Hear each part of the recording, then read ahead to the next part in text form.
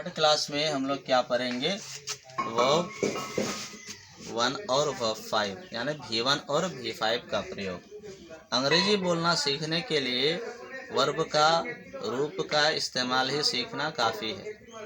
तो आइए देखते हैं कि V1 और V5 सेंटेंस में कौन सा मीनिंग देता है। तो ये मीनिंग देता है ता है, ती है, ते हैं, इस तरह का।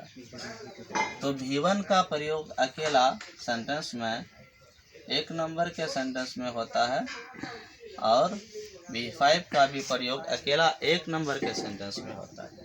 तो हम ये जानेंगे कि V1 किस वर्ब के साथ प्रयोग किए जाते हैं और V5 को किस किस वर्ब के साथ प्रयोग किए जाते हैं। तो यहाँ हम सब्जेक्ट का लिस्ट लिखे हैं।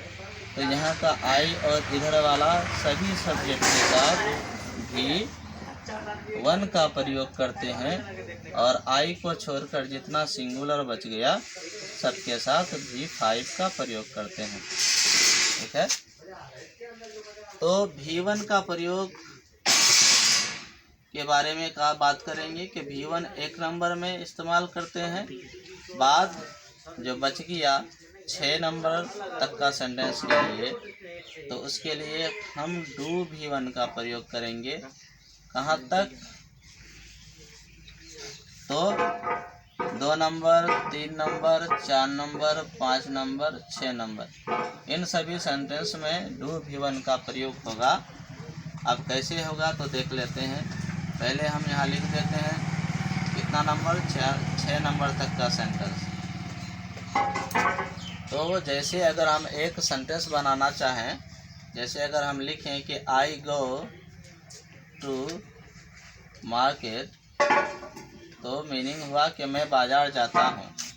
तो अब दूसरा नंबर का सेंटेंस कैसे बनाएंगे? दूसरा नंबर का सेंटेंस मतलब नेगेटिव सेंटेंस। असर्टिव का नेगेटिव सेंटेंस इस तरह बोलते हैं। तो यहाँ डू में हम नोट लगा देंगे तो क्या हो जाएगा, I don't go to market, मैं बाज़ार नहीं जाता हूँ। ताहू का मीनिंग होता है। लेकिन तीसरा नंबर का मतलब होता है कि किसी आदमी से उसके काम करने का सवाल, कि काम करेगा या नहीं करेगा, काम करने का सवाल पूछेंगे। तो हम यही हेल्पिंग वर्ब डू को सब्जेक्ट के पहले लिख देते हैं तो हो जाता है डू आई, यानी खुद से ही सवाल किया जाता है। Do I go to market, क्या मैं बाजार जाता हूँ। और चौथा नंबर में इसी को नेगेटिव बना देते हैं तो हो जाता है don't I go to market. अब छठा सेंटेंस, इसमें भी सवाल, पांचवा और छठा, इसमें भी प्रश्न पूछा जाता है, क्वेश्चन किया जाता है, लेकिन किसी के काम करने का क्वेश्चन नहीं, काम के करने या नहीं करने का क्वेश्चन नहीं पूछा जाता है। इसमें काम के मेथड, काम के रीजन के ऊपर क्वेश्चन किया जाता है, जिसको हम लोग क्वेश्चन वर्ड भी कहते हैं। और 3 नंबर और 4 नंबर के सेंटेंस को यस या नो क्वेश्चन कहते हैं। तो क्वेश्चन वर्ड में जैसे कोई भी ले लेंगे, अगर हम हाउ को ही लेते हैं तो how do I go to market, how do I go to market. तो सभी में यहाँ क्या करेंगे, प्रश्न चिन्ह लगा भी सकते हैं, नहीं भी लगा सकते हैं, क्योंकि स्पोकन पढ़ा रहे हैं इसलिए इस पर इतना ध्यान देना नहीं। How don't I go to market, how don't I go to market, मैं कैसे बाजार जाता हूँ। तो 6 तरीके से एक वाक्य को, एक सेंटेंस को बोलते हैं, क्योंकि ज़रूरत के मुताबिक हम अपने इन 6 ही सेंटेंस में से कुछ भी बोलकर सवाल करते हैं या फिर जवाब देते हैं। तो अब V1 का प्रयोग किन किन सब्जेक्ट के साथ करेंगे तो यहाँ किए हैं। अब इस तरह से खूब प्रैक्टिस करेंगे तो ऑटोमेटिकली क्या होगा कि जबान पे चढ़ जाएगा। I go to market, I don't go to market, do I go to market, don't I go to market, how do I go to market, how don't I go to market. एक सांस में ज़्यादा से ज़्यादा बार बोलने का practice करना है। अगर आप बार बार बोलेंगे तो आप बोलने के अभ्यस्त हो जाएंगे और ऑटोमेटिक जो है ज़बान से फिसल फिसल कर इंग्लिश निकलेगा। तो आइए किस किस के साथ V1 का प्रयोग करेंगे। तो I, you, we, they, Ram and Rahim, these, those के साथ। तो इसी तरह से प्रैक्टिस करेंगे। जब यू का लेंगे तो क्या करेंगे, you go to market, you don't go to market, do you go to market, don't you go to market, how do you go to market, how don't you go to market. फिर हम we का लेंगे तो we के साथ practice करेंगे, we go to market, we don't go to market, do we go to market, don't we go to market, how do we go to market, how don't we go to market. यानी इसको बदलना, कहाँ तक बदलना है, subject जहाँ जहाँ है वहीं वहीं बदलना है। इस तरह से आई, जिस सब्जेक्ट के साथ आई का प्रयोग करते हैं तो उसका प्रैक्टिस हो जाएगा। उनके बाद हम सीख रहे हैं क्या कि V5 का प्रयोग किस किस सब्जेक्ट के साथ करेंगे। V5 का प्रयोग करने के लिए हम इसी तरह का फिर प्रयोग सेंटेंस लिखेंगे और बताएंगे कि V5 अगर एक नंबर में रहता है, यानी V5 का प्रयोग अगर एक नंबर का सेंटेंस में जब आएगा तो V5 ही रहेगा।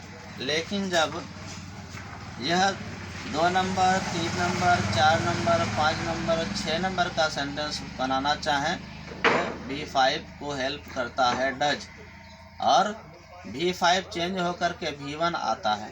यानी 2, 3, 4, 5, 6 नंबर के सेंटेंस में V5 नहीं आएगा, उसके बदले डज आएगा और मेन वर्ब जो है हमेशा सिंगल रूप यानी V1 में फर्स्ट फॉर्म में आएगा।